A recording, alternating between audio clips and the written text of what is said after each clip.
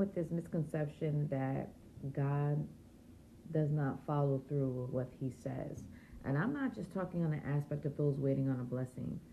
God means what he says and says what he means. And when he says he will have no other God before him, he means that.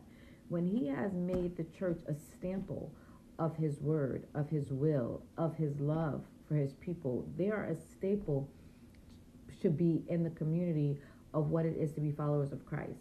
And when they or whoever takes it upon themselves to try to extract God from the mix and try to throw up their own agendas, God is coming for you.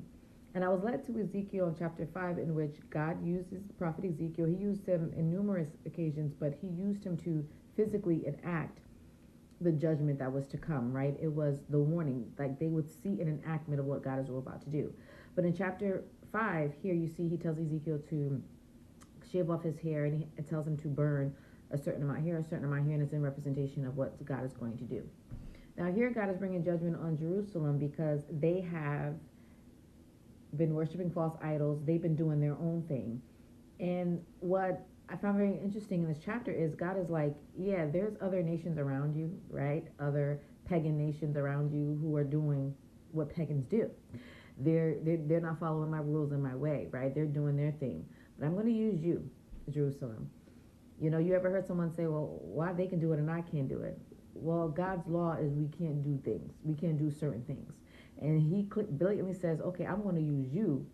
So what I'm about to do to y'all, right? The destruction I'm about to bring to you for your disobedience. The destruction I'm about to do to you for your false idolization.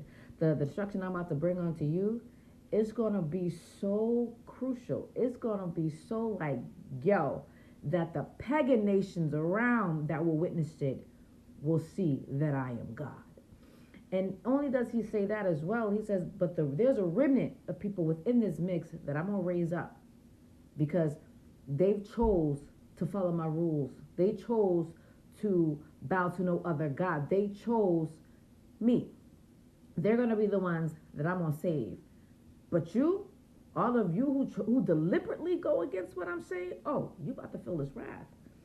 And I don't know about you, but there's nothing like God coming saying that the destruction I'm about to bring on you is going to make the people who clearly are not mine gasp.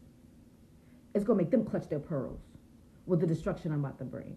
So I encourage you, and I encourage us all, to make sure that we are not the ones found to be blatantly disobeying God, blatantly going against his word. Man, we're such in a time right now, man, where the lines can kind of get hazy for some people, where they really think that they toting the line. They really think that they following God's rule. They really think that they can kind of extract certain things here and there and think God ain't seeing it. God means what he says and says what he means. His word is his word. He tells us not to add nor take away. But the destruction that's coming, that's here, that's already begun, oh, they brought it on themselves, right? We can bring it on ourselves. Yeah, God is a loving God. He's a merciful God, God full of grace. But he's a strict God, a strict parent. Just think about your mom or your father who laid down the rules. Strict. They love you. They want to bless you. But you go against what they say, they got to get you. And that's what God is saying. I'm coming for you. And what he is about, what he's doing, the punishment that's going to come, man, it's going to make all the other people that deliberately go against him, man, they're going to be clutching their pearls. So repent, repent, and allow God to do a work in you. Until next time, God bless.